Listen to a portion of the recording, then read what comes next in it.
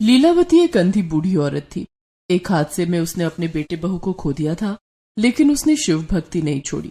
लीलावती ने अंधे होने के बाद भी कांवड़ यात्रा करके भगवान भोलेनाथ को जल चढ़ाया। लीलावती के सामने दुखों का पहाड़ टूट पड़ा था। सामने बेटे और बहू की लाश रखी थी, लेकिन वो उन्हें अंतिम बार देख भी नहीं सकती थी। लीलावती अपने बेटे तरुण और बहू रीमा के साथ कांवड़ यात्रा पर निकली थी। रास्ते में एक ट्रक ने उन्हें जोर की टक्कर मार दी। इस हादसे में तरुण और रीमा की जान चली गई और लीलावती की आंखों की रोशनी। हादसे में लीलावती अंधी हो गई थी। वो रोई जा रही थी। उसके लिए दुनिया अब अंधकार से भरी कोठरी में तब्दील हो चुकी थी। चलो भाई, अब इनका अंतिम संस्कार हमें ही करना है। लीलावती काकी पर बेटे और बहू की मौत का गम क्या कम था, जो भोलेनाथ ने इनकी आंखों की रोशनी भी छीन ली। नियति के आगे किसी की नहीं चलती भोला भाई। चलो हम इन दोनों का अंतिम संस्कार कर देते हैं। पड़ोसियों ने मिलकर तरुण और रीमा का अंतिम संस्कार कर दिया। लीलावती अब जिंदगी में बिल्कुल अकेली हो चुकी थी।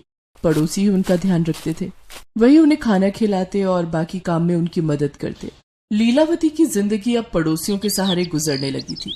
लेकिन इतने दुखों के बाद भी लीलावती ने भगवान भोलेनाथ की भक्ति नहीं छोड़ी। भोलेनाथ पर उसका अटूट विश्वास था। वो दिन रात हर समय भगवान भोलेनाथ के नाम का जाप करती रहती। ओम नमः शिवाय, ओम नमः शिवाय, ओम नमः शिवाय। हे भोलेनाथ, मेरी आंखें नहीं हैं तो क्या हुआ, मैं अपने मन की आंखों से आपको देख सकती हूँ। लीलावती काकी, ये लो, खाना खा लो। रख दे, अभी मैं भोलेनाथ की पूजा कर रही हूँ, पूजा के बाद खा लूंगी। इतने बड़े हादसे में अपना सब कुछ गंवा देने के बाद भी भगवान भोलेनाथ के प्रति लीलावती का प्यार देखकर पड़ोसी भी हैरान थे। धीरे धीरे दिन बीत रहे थे। 1 साल बीत गया और सावन का महीना आ गया। बाहर रिमझिम बारिश हो रही थी। लीलावती घर के अंदर बैठकर बारिश की आवाज सुन रही थी। लगता है सावन आ गया है, अब कांवड़ लेकर जाने का समय हो गया है। लीलावती कांवड़ यात्रा की तैयारी करने लगी। दूसरे दिन जब दीनू खाना लेकर लीलावती के घर आया तो उसने देखा कि लीलावती अपना कांवड़ सजा रही है। ये क्या कर रही हो लीलावती काकी? देख नहीं रहा, कांवड़ सजा रही हूँ। सावन का महीना आ गया है, अब मुझे कांवड़ यात्रा पर निकलना होगा। लेकिन तुम कांवड़ यात्रा पर कैसे जाओगी? तुम तो देख नहीं सकती हो। कांवड़ यात्रा में बहुत कठिनाइयां आएंगी। तू और भोला भी तो कांवड़ लेकर जाएगा ना, मुझे भी अपने साथ ले चलना। कांवड़ यात्रा करके भगवान भोलेनाथ को जल चढ़ाए बिना मैं नहीं मानूंगी। अच्छा ठीक है काकी, मैं और भोला कल ही कांवड़ यात्रा पर निकलेंगे। तब तक तुम अपनी तैयारी कर लो। ये खाना लाया हूँ, खाना खा लेना। ठीक है, तू जा, मैं खा लूंगी। लीलावती ये सोचकर खुश थी कि वो कल कांवड़ यात्रा पर जाएगी। पिछली बार की कांवड़ यात्रा अधूरी रह गई थी, लेकिन इस बार मैं कांवड़ यात्रा जरूर पूरी करूंगी। सारी तैयारी के बाद लीलावती खाना खाकर सो गई। दूसरे दिन रामू और दीनू लीलावती के घर आए। लीलावती काकी, हम लोग कांवड़ यात्रा पर निकल रहे हैं, तुम तैयार हो? हाँ हाँ, मैं भी तैयार हूँ। चल, कांवड़ उठाकर मेरे कंधे पर रख दे। रामू ने कांवड़ उठाकर लीलावती के कंधे पर रख दिया। एक बार फिर सोच लो लीलावती काकी, तुम कांवड़ यात्रा कर पाओगी? क्योंकि अब तुम्हारी आंखों की रोशनी। इतना कहते कहते दीनू चुप हो गया। आंखों की रोशनी नहीं है तो क्या हुआ, भगवान भोलेनाथ का साथ तो है ना। मुझे पूरा विश्वास है कि भगवान भोलेनाथ मेरी सहायता जरूर करेंगे, वही मेरी यात्रा पूरी करवाएंगे। ठीक है काकी, चलो। लीलावती रामू और दीनू के साथ कांवड़ यात्रा पर चल देती है। तीनों पैदल कांवड़ यात्रा करने लगे। रामू और दीनू लीलावती का हाथ पकड़कर चल रहे थे। तभी रास्ते में उन्हें कांवड़ियों का और भी जत्था मिला। वे तीनों उस जत्थे में शामिल हो गए, लेकिन काफी भीड़ भाड़ में रामू और दीनू से लीलावती का हाथ छूट गया और लीलावती उन दोनों से बिछड़ गई। अब लीलावती को रास्ता दिखाने वाला कोई नहीं था। लीलावती घबरा कर उन्हें आवाज लगाने लगी। रामू, दीनू, कहाँ हो तुम दोनों? रामू बेटा, दीनू बेटा। उधर रामू और दीनू भी लीलावती के छूट जाने से परेशान हो रहे थे। उन दोनों ने भीड़ में लीलावती को ढूंढने की बहुत कोशिश की, लेकिन लीलावती उन्हें नहीं मिली।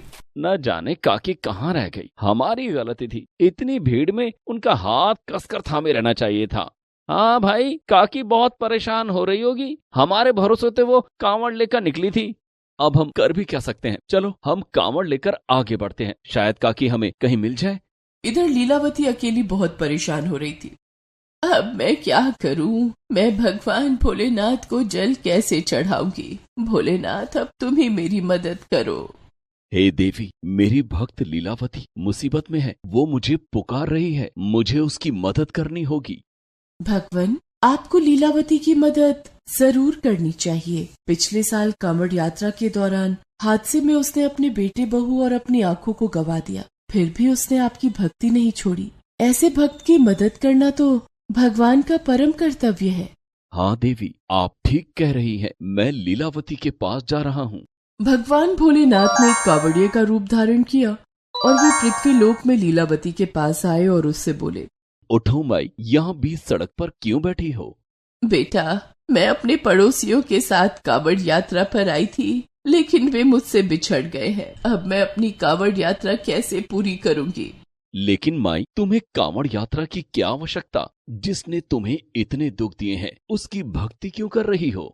बेटा, सुख और दुख तो स्वयं भगवान भोलेनाथ को भी सहने पड़े हैं। जब माता सती ने आत्मदाह कर लिया था, तब भोलेनाथ ने कितने दुख सहे। पूरे संसार के कल्याण के लिए उन्होंने विष पी लिया। सुख और दुख से जब भगवान नहीं बच पाए तो मैं क्या हूँ? सुख और दुख तो आते जाते रहते हैं। मनुष्य को हर परिस्थिति में भगवान का साथ नहीं छोड़ना चाहिए। लेकिन तुम कौन हो बेटा? माई, मेरा नाम महेश है, मैं भी तुम्हारी तरह कांवड़ यात्रा पर निकला हूँ। चलो, मैं तुम्हारी मदद करूंगा। तुम मेरा हाथ पकड़ लो और मेरे साथ साथ चलो, तुम्हारी कांवड़ यात्रा जरूर पूरी होगी। तुम्हारा बहुत बहुत धन्यवाद बेटा। महेश के रूप में भगवान भोलेनाथ लीलावती का हाथ पकड़कर चलने लगे। वो लीलावती को रास्ता दिखाते। इस तरह एक साधारण इंसान के रूप में भगवान भोलेनाथ लीलावती की मदद करने लगे। महेश बेटा, मुझे बहुत भूख लगी है। माई, वहाँ थोड़ी दूर पर कांवड़िया शिविर लगा है, चलो मैं आपको भोजन करा देता हूँ। भगवान भोलेनाथ लीलावती को कांवड़िया शिविर तक लाए।